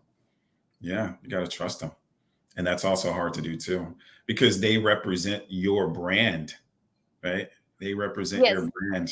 So that's important. You got to make sure you find the right property management company to interact with your tenants, right? Because who's going to suffer if they have a really bad experience with your property management company? Absolutely. Yeah. So it can't be hands off. Can't be. Yeah. Oh yeah, we definitely coordinated that. yes. We definitely coordinated that. No, I'm teasing. That was by circumstance. I love it. We are on the same wavelengths, That's right? right. We We're on. operate at the same frequency. That's the cool people frequency. Yeah. Oh my God. Yes, Yes. CPT, not passive at all. I do as much as I. Yeah. Absolutely. Yeah. Yeah, Really yeah, not. definitely. DeFi and crypto are not passive. Real estate is not passive. Mm-mm. I don't know if there is like this true passive income. Maybe people who like mined lots of Bitcoin early on and then just sat on it for 10 years or 12 Right. years, maybe. But Right. initially, at least they had to do job. Like initially, Right. they had to mine still, so Of it wasn't course. completely passive in a sense. I No think way. maybe the only passive is inheritance. But even with right, got two daughters, right? They're gonna Right. inherit so much money. You can't argue that. No, you cannot. That is truly passive, right? You get an allowance and you don't have to work. You're right. That is truly passive. Like, I thought about this. I don't know. I was driving to Indiana today, and I was thinking about, I was like, why do I check my cryptocurrency as often as I do? Like, and I want people to give me the answer to this one too. So I'm gonna tell you myself. I was like, why do I check my cryptocurrency as often as I do? And it's probably anywhere between like 10 and 20 times a day. I'm like, "Da-da-da-da-da." And I came up with this and I said, is it because cryptocurrency is 24/7, 365, very high risk, that things literally could change in an instant? And you need to be available to make a decision like right away. Like, that's what I came up with. Like, so you're optimistic that, hey, let me check it because this thing could moon at any point in time, and I want to be there to experience that excitement. And then on the other end, it's like, ooh, I need to make sure I check because this thing could go very bad pretty quickly. Like, why do we check it so often? You know what I mean? I think you're onto something. This space is developing very rapidly. Yeah. Very rapidly. Somebody said like a week in crypto, it's like a year in traditional finance. Yeah. Yeah. So lots can happen, right? Yeah. So, Mhm. you if you don't check it at all, like a lot of people don't check their 401ks, which you as financial professional also know it's wrong not to ever check it because you need to rebalance it. Yeah. But if you just sit there and you do nothing, you never check on your crypto, like especially if you're doing deg in place, like the protocol might die. Yeah. Why you are just sitting there? Yeah, that happens. For real, that happens, CPG. And you're right. That's a real possibility in our space, man. So that's why we're on it. We're expecting this moonshot. So we want to be there to see it. And then the opposite, it could die. So we got to be around to make the right decision. Yeah. Plus, it's a bit addictive tue. It just is. Like, Yeah, So we do spend absolutely. quite a bit of time in the space for sure. When you find one, let me know. I'm down. I think Lady Mania is referring to the truly passive income. So I Yeah. don't know. Yeah, me either. Lady Mania. I have not found it. But CPG did say, if you know someone with like deep pockets and they pay you, that's probably passive. All the other stuff requires effort for sure. Mhm. Because it's exactly. Yeah, you said it yourself. You don't check your. No, I don't. What is that? Come on, LD. LD is cooking with grease, baby. LD's spitting facts, but he's right, right? Then he's right. Because if you think about like a 401k or your stocks for that matter, they are less volatile, right? They're volatile, but less volatile. You don't necessarily see a plus or minus 50% swing in a day in real estate or stocks for that matter, unless there's some black swan event, right? Outside of that, there's minor fluctuations. So why would you check it as frequently as we do crypto? We check crypto because it's extremely volatile and unstable. So we got to be on top of it. I agree, my friend. But you're right. BBB, I probably check it in all fairness twice a month, LD. So you're spot on. Yeah. Yeah. And the other good part is the USDT payments, right? That it's not paid in any kind of reflection token. Yeah. It's paid in USDT, which is a stable coin. So I think we need more projects like that They're pay coming. yeah, They're that coming though. pay in stable coins or pay in like Ether, BNB, BTC in blue chips, either stables or blue chips. So Yeah. that gives, I think, investors a little bit more peace, even though I don't know if such a thing as peace can exist in And in when this investing, space. I agree with CPG. That's a good point. That's a good point. But to your point, Yeah, there's risk levels for sure. There's high, medium, and low. High, moderate, low for sure. Yeah. Lillian, hello. Thanks for joining us. Yeah, thank you. LD, he said he'll shit up now.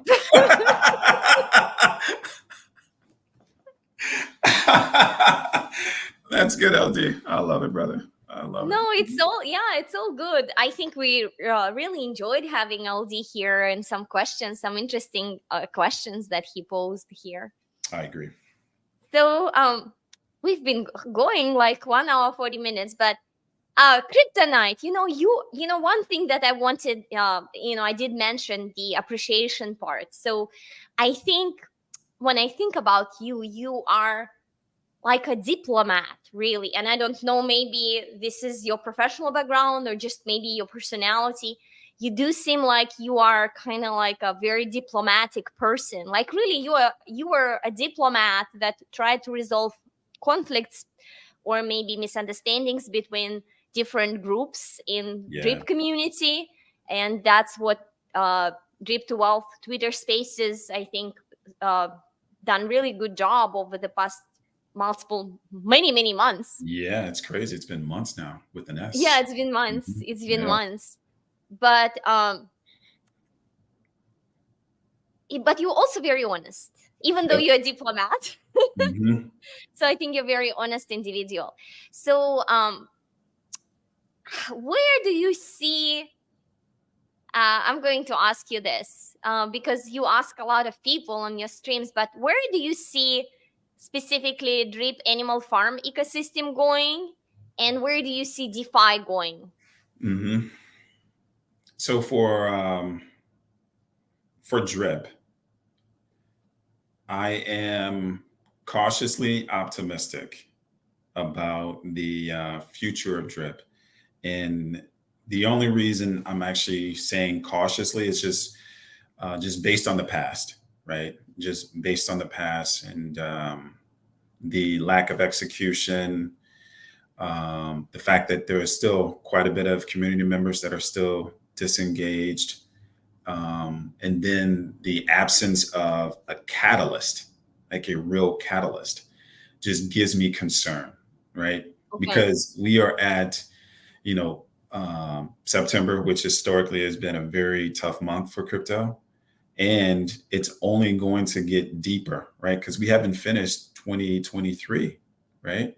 So we've got another 3 or 4 months, October, November, December. So another 3 months of like some brutal days without a catalyst. So I'm cautiously optimistic. So the optimistic piece of it is uh, there's a new dev in play, right? And G Money, from what I've read on Twitter and in Telegram, has a real deep desire to turn things around for Drip. And the fact that he is accessible, he really appreciates transparency. He does a really good job of over communicating, and he sends messages that people can process, right? You know what I mean? Like you really understand what he's saying, so he's able to take the complicated and make it very simple. So I'm optimistic that we have someone who can dedicate their time to drip, right? And then you layer on the handful of community members that are still building for drip, right? But we have to layer in cautious again. That's what I'm saying. Cautiously optimistic is the Mm-hmm. timing, right? The Yeah. timing. That's one thing. And because we are still in DeFi, we're talking about startups, right? So just because you've got this amazing idea and concept doesn't mean that you can execute it. And then, two, that people are actually going to buy into your product and service. Like that's still unknown, right? So because of Yes. those couple things, I'm cautiously optimistic. So because of that, what am I going to do, right?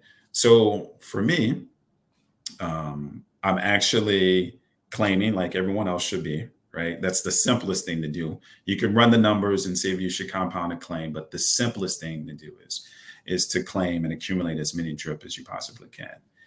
I will likely take a portion of my drip and repurpose them for other opportunities in the space. and then hold on to a moon bag, right? Hold on to a moon bag. And that's in anticipation of maybe everything coming together. So G Money has a roadmap with a solid team that's thought about the marketing. And then you layer in Drip Drop Draw, the Marble Game, and Drip Potluck, and Drip 21. If those things all come together, and I've got this bag on the side ready to capitalize on this opportunity, right? So that's my plan with Drip. Sell Okay. some, hold it back, right? And then the other thinking is, just to lay this in there, is like, if I sell some now, in theory, I should be able to buy more later, In the lower future. price, right? So let's just be honest, at a lower price. Animal Yes. Farm. I think everyone should know this by now. Like, I don't spend a lot of time in that space right now with Animal Farm. Okay. Yeah, to be very honest with you. So I do have pigs, and I have been debating what to do with those pigs, CPG. I really have been. And again, it is all based off of historical performance and Historical commitment. trend. Yes. Yes. If the trend was my friend, since we want to use that word, if the trend was my friend and there was more favorable results over a sustained period of time, it would be a no-brainer. Because the one Right. thing we can count on is that team developing a product that is safe food, right? So if you put your money in any of those projects within the ecosystem, like the Animal Farm, you can guarantee that your money will be there.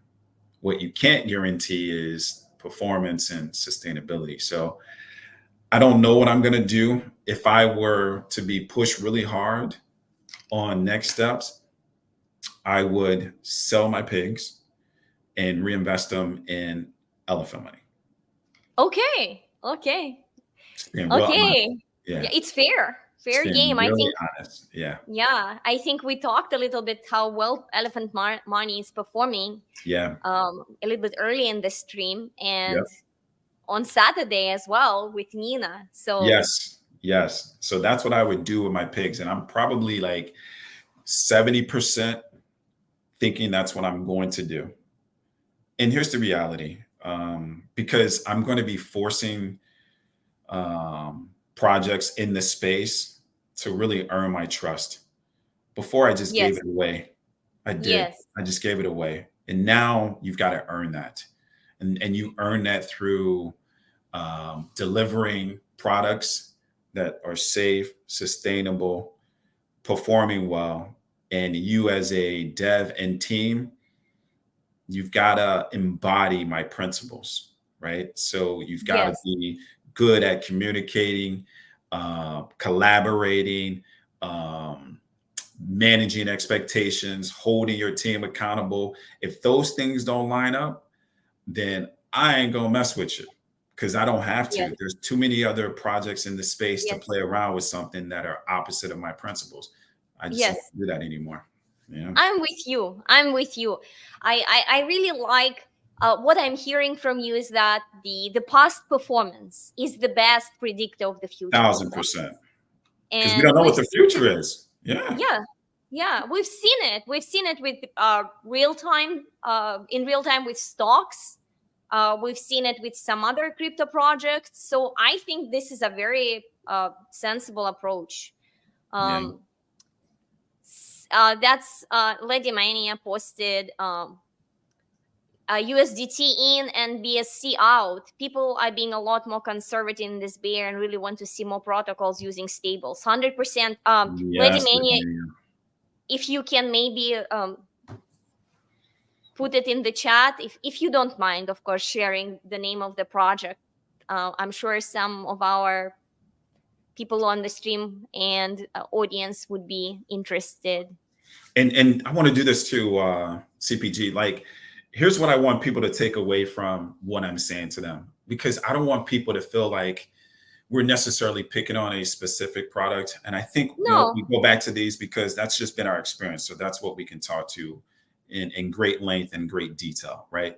here's all I'm simply saying is that as you spend more time in the space, you have to develop prerequisites on what you're looking for before you decide to invest in the product, right? So you got to get knowledge on the product, which you're getting from the white papers, which we talked about earlier, right? And then the other piece of it is you spend time in the community and really understanding the sentiment, right? And so once you understand the sentiment, you get an idea about the dev and the team and what they're working on and the types of people they are. And before you invest a single dime, you better have a really good understanding of those things. So that's all I'm saying. Before, I didn't respect any of that. I just kind of blindly jumped in based off these damn infomercials on YouTube that were showing people with millions of dollars in their wallets, right? And I Yes. was enamored by that. So I just reacted before I really understood what the hell I was doing. And now I'm saying, yo, bring your education, your experience, your instinct, your principles to this Yes. space and let them lead your decisions. So I'm just becoming Yes. a better investor. That's all. Not for Yeah. everybody. Yeah. I really like that. I really like how, you're talking about your core principles in life and your Yeah. core principles in investing, and how you're going to take these principles now in DeFi. And then you're not going to ignore them anymore as you maybe have done Yeah. in the past originally. Totally. Yeah, Totally. this is a really good message, I think. Perla's Um, Crypto Cafe. Good to see ya. yes, thank you, Perla, for coming. And so Lady Mania also said that she's very appreciative of what G is doing, because he's coming as an investor, not just a developer in the community. And she's also no longer invested in the animal farm because it's underperformed in the start. So exactly what we talked about in terms of how the past performance is a good predictor of the future performance Mhm. in And the shout out project. to Lady Mania for keeping it all the way 1000. That's why I rock with her and Ants Girl and people like you. I just want to keep it 100 because we're on this stream CPG and we ignore the fact that people are actually listening to us and really using the information that we provide to make decisions. I want to feel good about the information I put out there. So I agree. transparency is so critical. It just is. You know, Yeah, I I, agree I sleep 100%. better at night. I do. So right on to Lady Mania for keeping it all the way 1000. Yes, yes. And thank you for everybody who came in and listened to us and asked questions and provided comments. We all appreciate every single one of you that took a time out of your busy lives and came to support us. So, yeah, thank Yes, you to thank you, all. everyone. I appreciate you guys. So, I've been keeping you for a while, but I thought I still want to maybe ask you a question about, like, what would be your, like, I guess, concluding message to this stream in terms of women in DeFi, raising women in DeFi, and just, crypto as a space. Like, yeah, I'm really open. Like, what would be Yeah. the message you want to end with? Well, I think I would start with maybe appreciation for the work that you're doing, Lady Mania, Ants Girl, and all the other women, Nina, Irene. I'm trying to think of them. I know I'm going to forget some people. For all the women that are relentless and courageous in this male dominated space, I really appreciate you guys carving out a lane just for women in DeFi because there needs to be a place to have very transparent conversations about your experience in this space. And what I love about it is there's going to be other women like my daughter that are going to see you on the screen and now want to be more engaged in crypto because there's someone that looks like them, right? Because women have a way of articulating my message in a way that resonates with the women on the other side, right? Because you guys are operating from the same frequency, right? So we can say the same thing, but slightly different. And the message hits home because you're a woman. And women in DeFi is critical for me because I grew up in a single family household. So I've seen real struggle where single moms had to provide for five boys, five growing boys, because the man of the house just left. So understanding finances at its core is critical, because when you leave that up to someone else, and unfortunately that person leaves, now you're stuck to kind of figure that out, right? So when you point to women in the space, specifically crypto and trade fi, now you can get this information from people that look like you. It seems less intimidating. And because a lot of women on the other end have been in that space, you guys are super passionate about bringing more women into crypto, right? Because you may know other women that experience that pain and you see the value associated with being in crypto. So I'm like, keep doing what you guys are doing because we need it. And I know all the guys that have been on this stream, we're huge advocates of all of you guys. Anytime you guys have a stream, we're going to make sure we show up, because that's the best thing that we can do in this space, is support you guys as much as we can. That's the best thing that we can do, so that you guys get more views and more subscribers. So then your message gets out to a broader audience. So I'm going to continue to support you guys because it's critically important, right? Then my final thing, and that was long winded. I wrote down something, CBG, and I'm going to try to make it quick. Like, No, no problem. Go ahead. Here's what I came up with, right? Because I just want to leave people with my experience. Like, there were mistakes that I made in crypto. So if I want to leave people with something, it's like, look, don't make the same mistakes that I did, because it's critically important that you learn from other people. So you minimize the mistakes that you made, so you get to success a lot quicker. So the first rule is preserve your capital. Like, going in, that should be rule number one. How do I invest with the overall intent of preserving my capital, AKA not losing money, right? That's your first rule. Second, you better go in with an exit strategy before you invest. All right, what am I looking to do with this crypto investment? Am I looking to get a 20% increase? Am I looking to get a 2x return?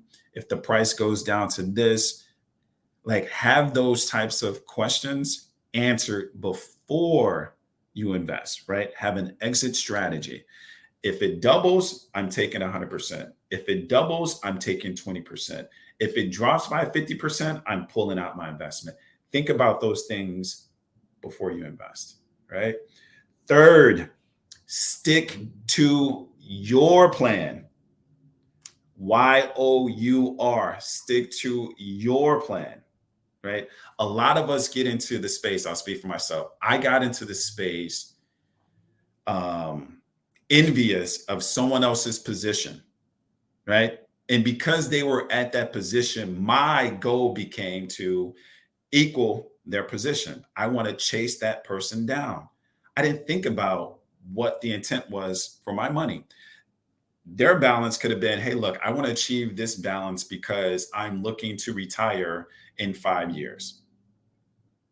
Maybe that wasn't my goal. Maybe my goal was to achieve $200 a month in monthly cash flow.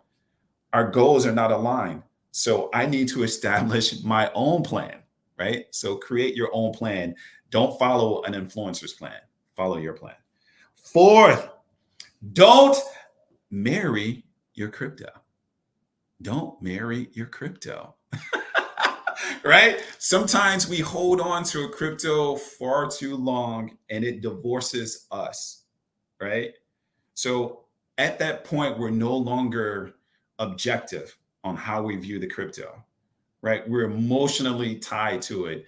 And anytime something favorable happens, that gives us an excuse, a reason to kind of cling to it further, right?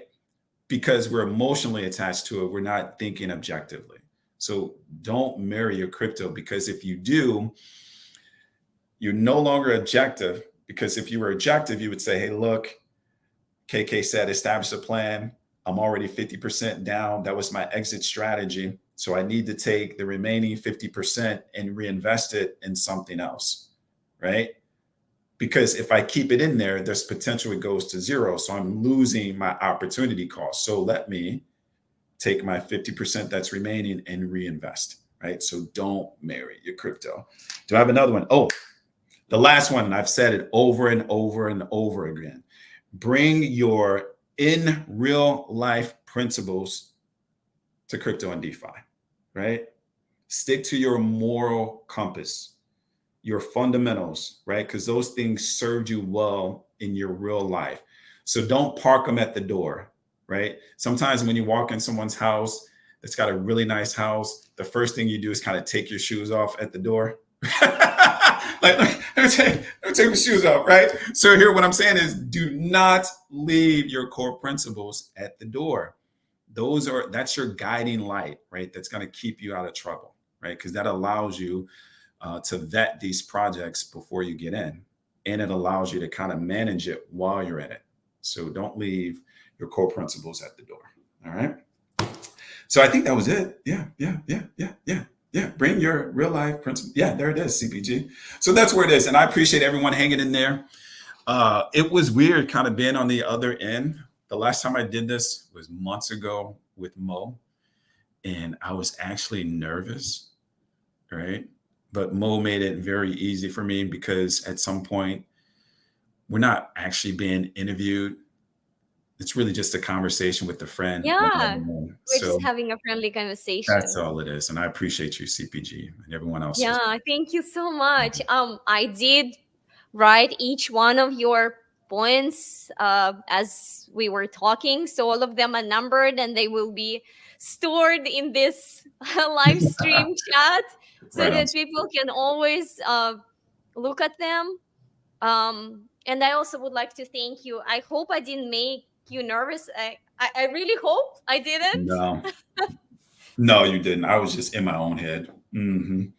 Yeah, and I really appreciate that you took time and came on my stream, and also that you were such a strong advocate for women in DeFi. So I really do appreciate your, like, I guess, penultimate final message, You done right? right.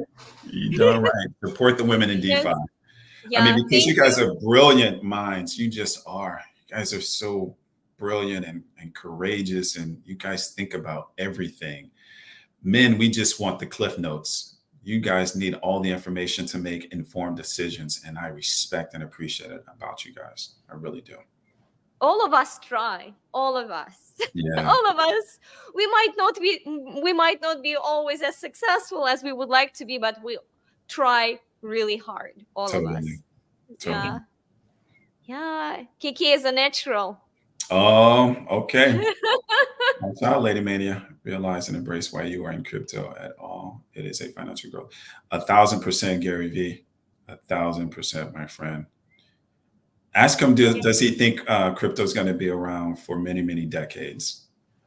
I'm pretty sure the answer is going to be yes. Yeah, Oh yeah, absolutely. It's not going anywhere. I agree. It's not going anywhere. We're going to do another live stream with you like 50 years from now. So you'll have like gray beard. Did I do that bad? It's going to take me another 50 years to get back on this show. I thought I did good, CPG. Hey, do not get Music that guy back amazing. on for another 50 years. Jesus Christ. No, no, it's like, some famous bands, sometimes they Yes, do yes. tours like 20 years, 30 years, 50 years. That's going to be So good. That's we going to be will good. we will keep inviting you, all the time, but I would like to see what it's gonna look like, right? In that Good. distant future.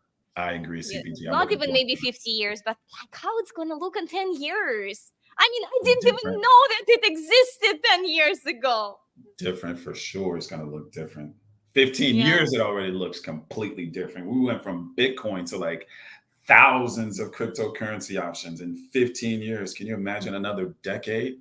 It's going to be crazy. Oh yeah. That's, yeah, difficult to imagine even. But I really would like to thank everybody who stuck with us through over 2 hours, and huge thanks to the audience, to KK. And I'm going to go ahead and end the stream, but can you please stay just for maybe 5-10 minutes with me For after sure. I'm done? Yeah. Okay, great. Thanks, Okay, thank you, everyone. everybody. Thank you. Have a good night. Peace and prosperity. Bye bye.